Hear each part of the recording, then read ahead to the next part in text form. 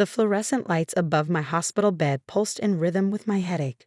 I could hear my mother's voice in the hallway, the same shivery sweet tone she always used when lying. Boys will be boys, you know how brothers are. But brothers don't usually strangle their siblings until they pass out. At least that's what I assumed. I'm Daniel Foster, 23, and this was the fourth time I'd woken up in the emergency room this year, courtesy of my older brother Alex, the golden child, the star athlete, the one who could do no wrong, even when his hands were literally around my throat. Danny, honey, Mom's voice cut through my thoughts as she entered the room. The doctor wants to do some tests, but we can refuse. Right, sweetie? You're fine, just a little raw housing gone too far. Alex lounged against the doorframe, all 6'2" of him, radiating casual indifference. At 27, he still lived at home, still played the role of the misunderstood son, and still used me as his personal punching bag whenever his life didn't go as planned. Today's trigger? I'd gotten promoted at the software company where I worked. Alex had just been passed over for promotion at his gym again. I barely touched him, Alex said, examining his knuckles. He's always been dramatic. The room spun as I tried to sit up. This time had been different. This time, there'd been real intent in his eyes as his hands tightened around my neck. This time, I'd seen death in his smile. Mrs. Foster. A new voice entered the room. I'm Dr. Shaw, head of neurology. We need to run an MRI immediately. That's really not necessary, my mother started, but Dr. Shaw was already reviewing my chart. 4 ER visits in 2 years, all with head trauma or loss of consciousness, he read aloud. Yet no formal investigations have been conducted. He looked up, his eyes sharp. That changes today. Our boys play rough sometimes. My father's voice joined the chorus as he entered the room. Danny knows his brother doesn't mean anything by it. Dr. Shaw's gaze swept over my family. Mr. Foster, raw housing doesn't typically result in strangulation marks or repeated concussions. The room fell silent. It was the first time anyone had used that word, strangulation. It hung in the air, heavy and undeniable. I want to speak with Daniel alone, Dr. Shaw announced. Hospital policy for suspected domestic violence cases. Domestic violence? My mother's voice rose. That's ridiculous. They're brothers. Exactly, Dr. Shaw replied. Which makes this domestic violence. Please wait outside. For the first time since I'd arrived, Alex's composure cracked. You can't make us leave. Security can and will remove you if necessary, Dr. Shaw said calmly, pressing a button on the wall. Daniel is a legal adult, and I'm his attending physician. As my family was ushered out, my mother's last words lingered. Remember who you are, Danny. Remember who we are. That was the problem. I remembered everything. Once the door closed, Dr. Shaw pulled up a chair. Daniel, I've reviewed your previous ER records. The pattern is clear, but all the incidents were logged as accidents or unexplained injuries. No one followed up. That stops now. My throat ached as I tried to speak. My parents, they'll never. Your parents don't have to admit anything, he interrupted gently. The evidence will speak for itself. He turned his tablet toward me, showing a series of CT scans. These are your previous scans. Each shows trauma consistent with assault, not accidents. I stared at the images, my brain marked by my brother's rage. The MRI will give us a clearer picture, Dr. Shaw continued. But Daniel, I need you to understand something. The next time your brother attacks you, you might not wake up. The words hit harder than Alex ever had. He's been getting worse, I whispered, speaking the truth for the first time. Today, when he had his hands around my throat, he wasn't going to stop. Dr. Shaw made notes in my chart. What triggered today's attack? I got promoted at work. And the time before this? I bought a new car. And before that? His girlfriend said I was the nice brother. Dr. Shaw looked up. He's escalating with your successes. This isn't about roughhousing. It's about control and elimination of perceived competition. A tear slid down my cheek. My parents will never believe that. They don't have to, you replied.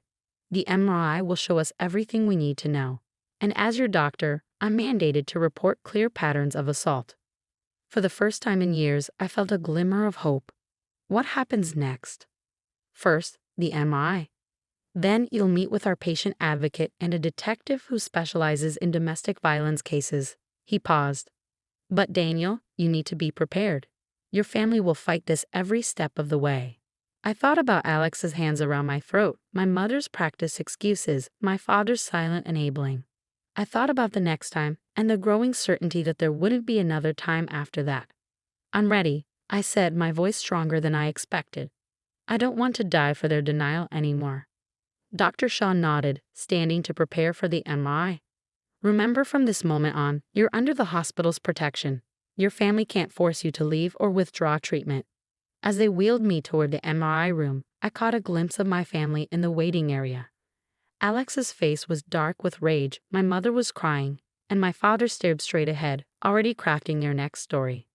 But this time the MRI would tell the real story, and not even my family could silence that. The MRI results were devastating, not because they were bad, but because they were irrefutable. Dr. Shaw displayed the scans on a large monitor in his office, pointing out areas of repeated trauma. These darker regions show scarring from multiple injuries, he explained to Detective Rivera, who had arrived shortly after my scan. We can date them based on the healing patterns. The oldest visible damage is from approximately 2 years ago. That was when Alex lost his spot on the semi-pro football team, I said quietly. He said I was his good luck charm, and I jinxed him by missing the game. I was actually at a job interview. Detective Rivera made notes in her pad. And that was the first time he attacked you. The first time he put me in the hospital, I corrected. The smaller stuff started years before. Outside the office, I could hear my mother's voice rising in protest as hospital security prevented her from interrupting our meeting. Sarah, the patient advocate, sat beside me, her presence steady and reassuring. The pattern is clear, Dr. Shaw continued. Each injury corresponds with a significant event in Daniel's life that overshadowed his brother. Career advancements, personal achievements, social successes, each followed by an escalating violent response. Detective Rivera nodded grimly. Classic perpetrator behavior. The goal is to diminish the victim's achievements through fear and physical dominance. My parents kept saying he'd grow out of it, I admitted. That once he found his path, he'd settle down. Instead, he's escalating, Sarah pointed out. Today's attack was potentially lethal. The bruises around my neck had darkened to a deep purple, telling their own story. Dr. Shaw had photographed them for evidence, along with the older injuries that hadn't fully healed. We're filing charges, Detective Rivera announced. The medical evidence alone is enough, but your testimony will be crucial. My hands started shaking. My family will deny everything. They already are, Sarah confirmed. Your mother is currently trying to file a complaint against Dr. Shaw for unauthorized testing and false accusations. Dr. Shaw seemed unfazed. The hospital administration is fully supporting our actions. This isn't the first time we've dealt with families trying to cover up domestic violence. A knock at the door interrupted us. A nurse entered with a tablet, showing Dr. Shaw something that made his expression darken. What is it? I asked. Your brother was just caught trying to access your medical records through a friend who works in administration. He's been removed from the premises and his friend has been suspended.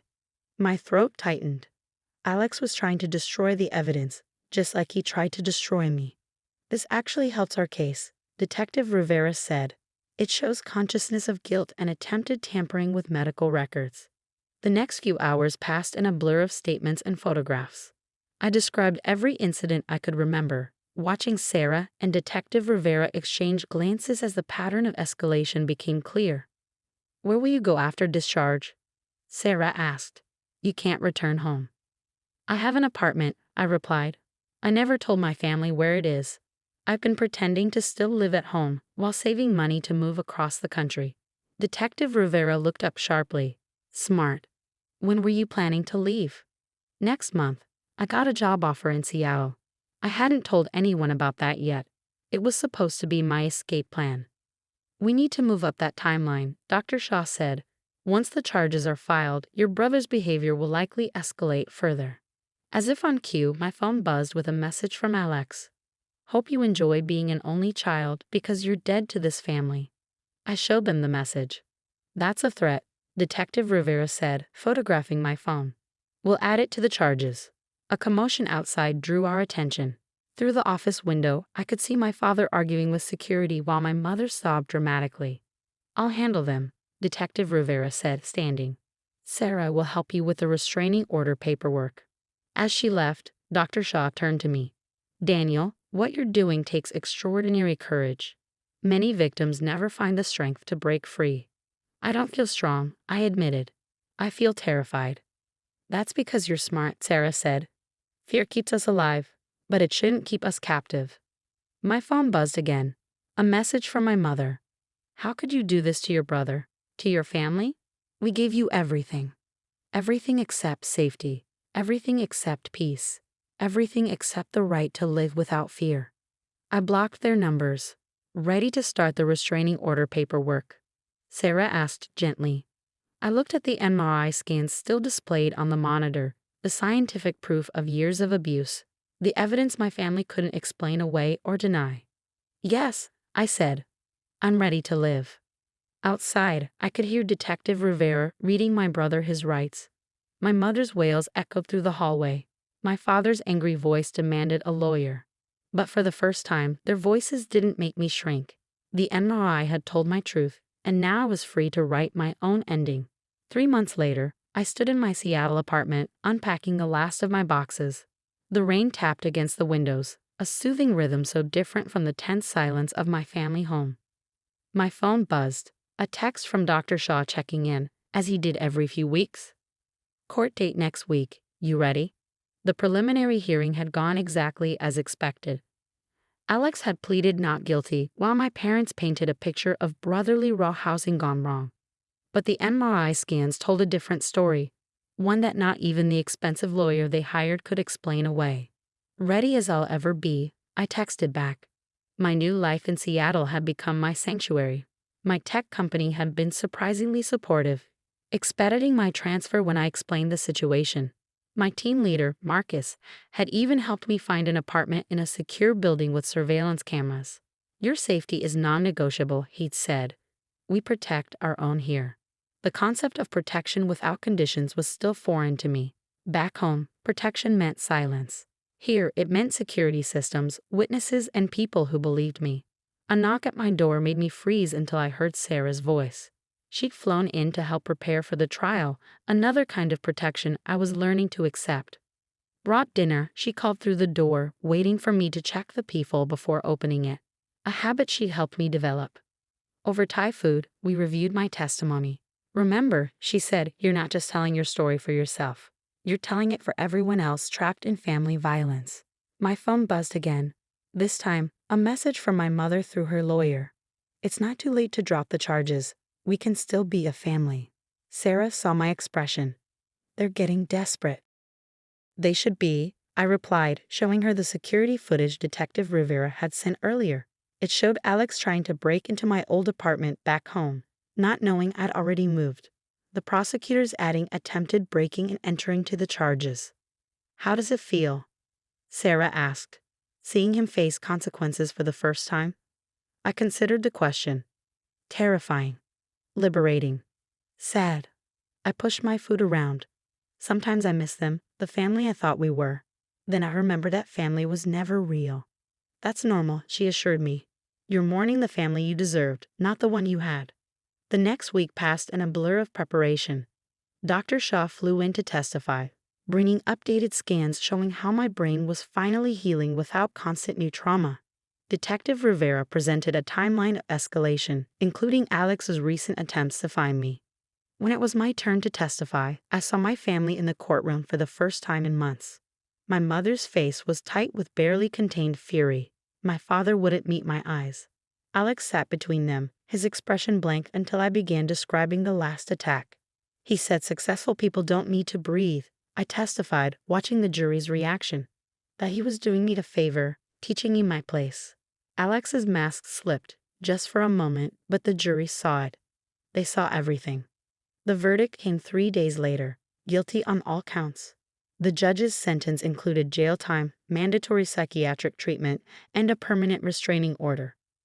The court recognizes this as a pattern of escalating violence that, left unchecked, could have resulted in death, the judge declared. Family bonds do not excuse attempted murder. My mother's wail echoed through the courtroom. My father finally met my gaze, and for the first time, I saw fear in his eyes. Not for me, but of what Alex might have become under their protection. Outside the courthouse, Dr. Shaw and Sarah stood with me in the Seattle rain. "What now?" Sarah asked. I looked at the court order in my hands, the official document declaring my right to safety. Now I live. That evening, I hosted a small dinner in my new apartment.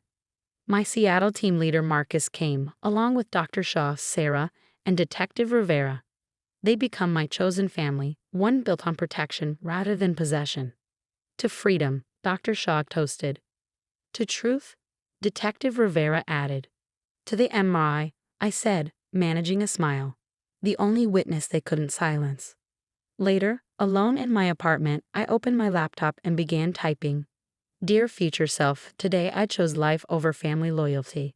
Today I chose truth over comfortable lies. Today I chose to break the cycle. My phone buzzed with a message from an unknown number. My father? I'm sorry we failed you. Both of you. It wasn't forgiveness, but it was something close to acknowledgement. I saved the message but didn't respond. Some bridges need to stay burned to light the way forward. Outside, the Seattle rain continued its gentle rhythm, washing away the old and nourishing the new. In my hands, the court order represented more than legal protection. It was permission to live, to thrive, to become someone my past self couldn't imagine surviving to be. The MRI had shown my scars, but it had also shown my strength. Every healed injury was proof of survival. Now finally, I could focus on more than just surviving. I could focus on living.